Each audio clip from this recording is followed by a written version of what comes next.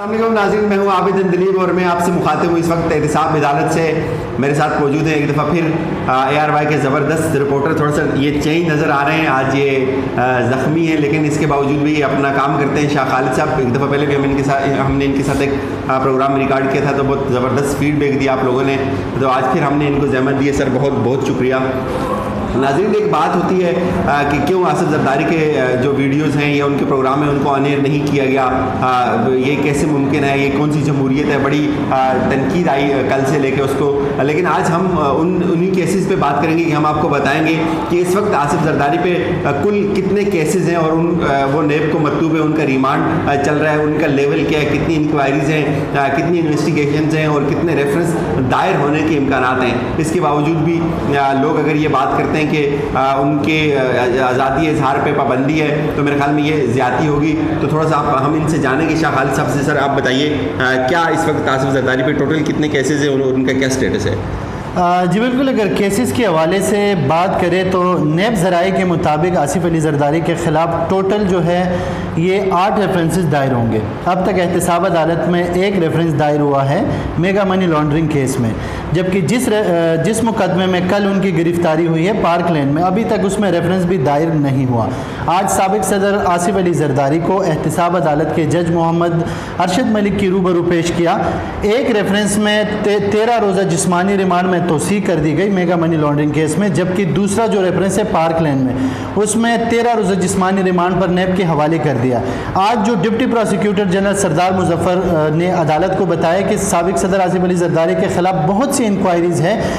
جعلی account case کی اگر بات کی جائے تو تقریباً 25 ریفرنسز احتساب عدالت میں دائر ہوں گے۔ اگر ریفرنس کے حوالے سے بات کریں، 1 ریفرنس دائر ہو چکا ہے، جبکہ 5 سے 6 دن میں یہ جو پارک لین ہے وہ ریفرنس بھی احتساب عدالت کے جج محمد بشیر کی عدالت میں دائر ہوگا، اور وہ پھر کبھی امکان ہے کہ وہ بھی ارشد ملک کی عدالت میں جو ہے وہ ٹرانسفر کریں گے، کیونکہ آلریڈی یہ جعلی اکاؤنٹ کیس کو وہ دیکھ رہے ہیں۔ جب بات اگر انکوائریز کی جائے تو آصف علی زرداری کے خلاف نیب کی جانب سے جو انکوائریز ہے وہ آلموسٹ کمپلیٹ ہے اور بہت جلد بہت سے ریفرنسز دائر ہوں گے۔ آج جس طرح ایک تفتیشی آفیسر نے عدالت کو بتایا کہ ہمارا زیادہ تر ٹائم جو ہے وہ اس وجہ سے ضائع ہو رہا ہے کیونکہ آصف علی زرداری اسمبلی سیشن میں مصروف رہتے ہیں یا وہ کمیٹیز میں بیٹھتے ہیں۔ اگر ہمیں پراپر ٹائم دیا جائے 14 دن تو ہم ان سے جو ہے وہ پراپر انویسٹیگیشن کریں گے اور جو حقائق ہے، جو ان پر الزامات ہیں، جس طرح کہ آصف علی زرداری کہہ رہے ہیں کہ یہ 1.5 کروڑ کا معاملہ ہے، یہ اصل میں 1.5 کروڑ کا معاملہ نہیں ہے، یہ اربوں کا معاملہ ہے۔ گزشتہ سماعت پر بھی ڈپٹی پروسیکیوٹر جنرل سردار مظفر نے عدالت کو بتایا تھا کہ یہ 4 ارب سے زیادہ کا معاملہ ہے، یہ منی لانڈرنگ ہوئی ہے۔ وہ الگ بات ہے کہ آصف علی زرداری جو ہے وہ ان کیسز کو نہیں مانتے اور وہ کہتے ہیں کہ میں نے منی لانڈرنگ نہیں اور ان جعلی اکاؤنٹ سے میرا کوئی تعلق نہیں ہے۔ ٹوٹل 8 ریفرنسز دائر ہوں گے۔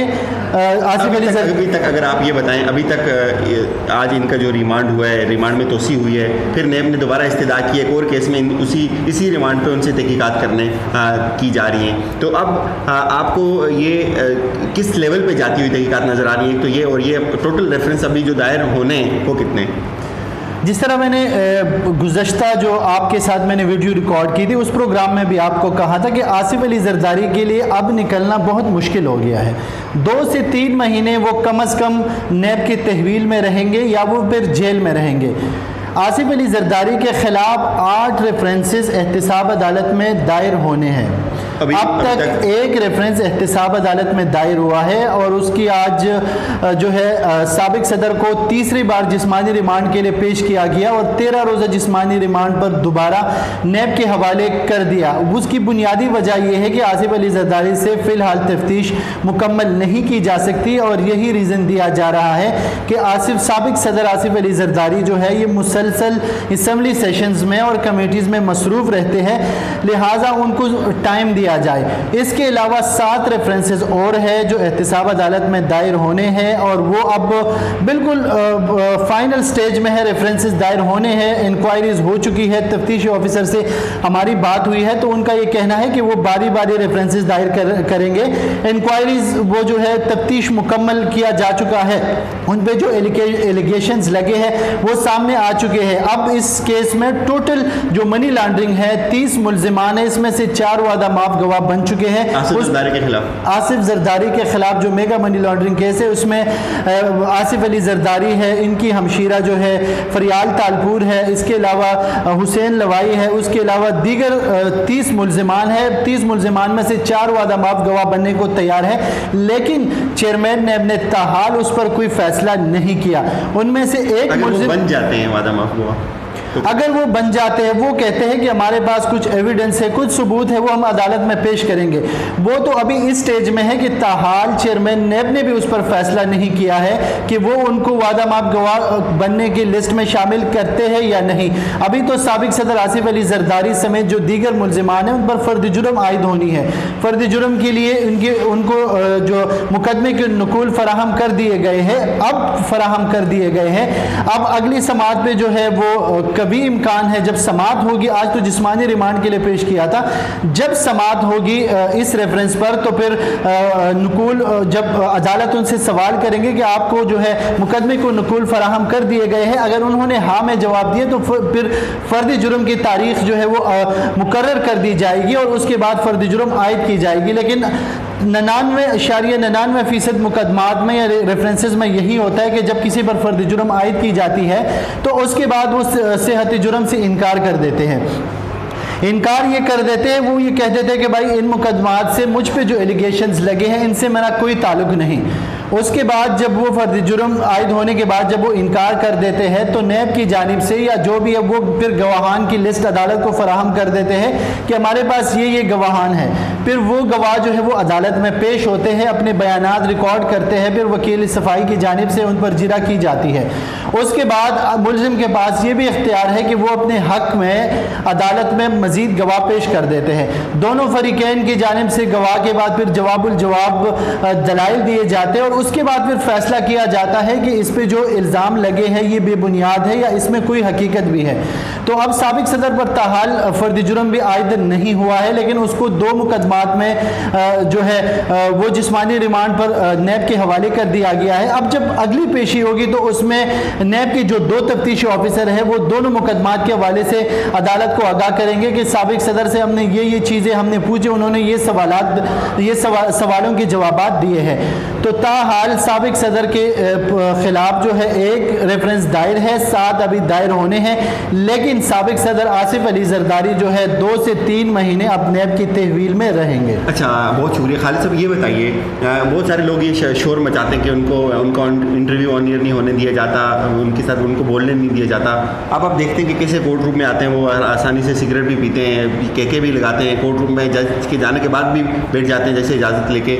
लेकिन इसके साथ साथ ये भी बताइए कि उन पे जो इल्ज़ामात हैं उनकी नौयत क्या है। अगर एक साबिक सदर है ज़रूर हैं, लेकिन अगर उन पे मनी लॉन्ड्रिंग के इल्ज़ामात हैं, अगर उन पे बैरून मुल्क पैसे ट्रांसफ़र करने के इल्ज़ामात हैं, तो आप बेनामी अकाउंट्स के इल्ज़ामात हैं, तो बताइए कितने संगीन है और इनकी।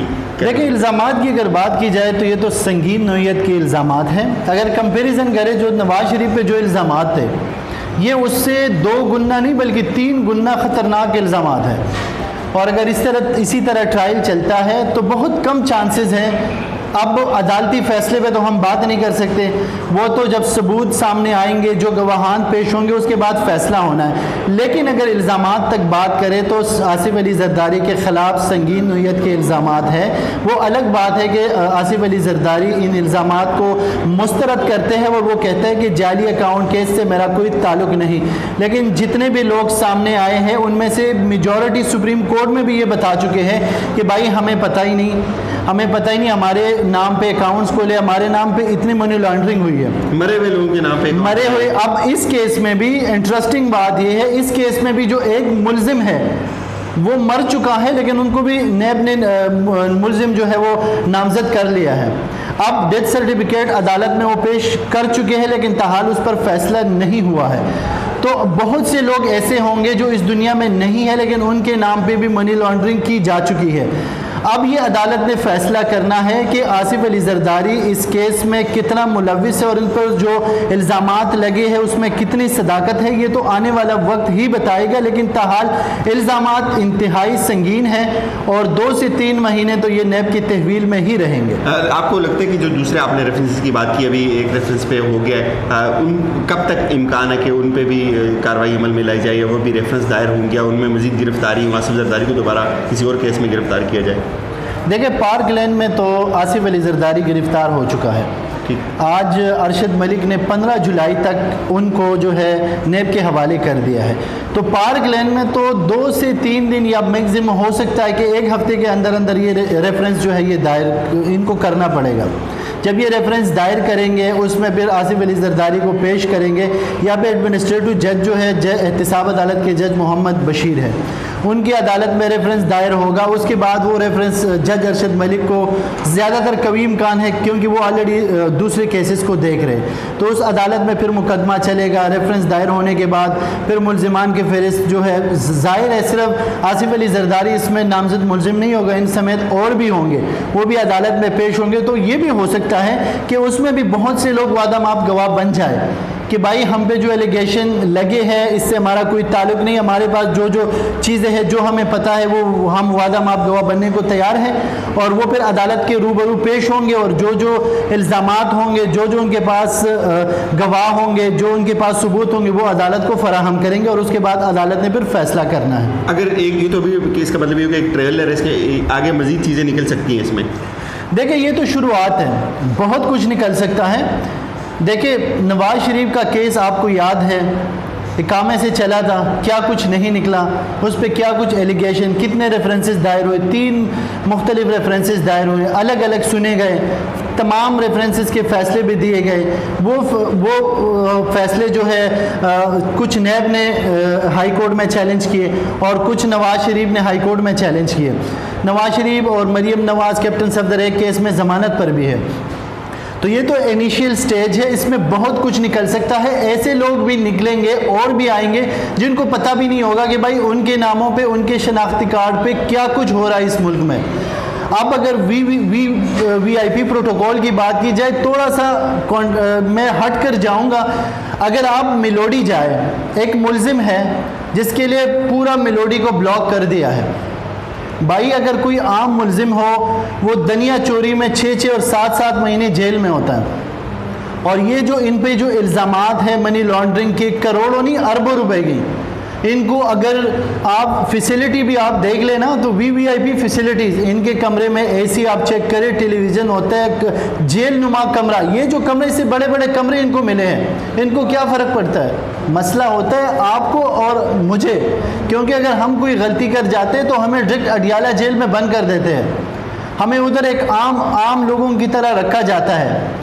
لیکن اگر جو میں صرف زرداری کی بات نہیں کر رہا، نواز شریف کی بات نہیں کر رہا، ہماری یہ بدقسمتی ہے کہ اس ملک میں اگر آپ وی آئی پی ہے، اگر آپ کے پاس کچھ ہے، آپ کے پاس پیسہ ہے، لوگ آپ کو جانتے ہیں تو آپ کو الگ ٹریٹ کریں گے۔ اصل مسئلہ یہ ہے کہ اس ملک کی بدقسمتی یہ ہے کہ یہاں پہ قانون امیر کے لیے الگ ہے اور غریب کے لیے الگ ہے۔ جب تک ہم قانون کو غریب اور امیر کے لیے یکساں نہیں کریں گے تب تک تبدیلی جو ہے یہ بہت مشکل ہے۔ بہت بہت شکریہ۔ بالکل ناظرین، قانون امیر کے لیے الگ ہے اور غریب کے لیے الگ ہے۔ امیر کے لیے الگ اس لیے ہے کہ آپ دیکھتے ہیں قانون الگ نہ ہوتا تو شاید انٹرویوز نہ ہوتے اور پھر اتنا سیاپا نہ ڈالا جاتا ہے جو کل سے ایک شور ببا کیا گیا ہے۔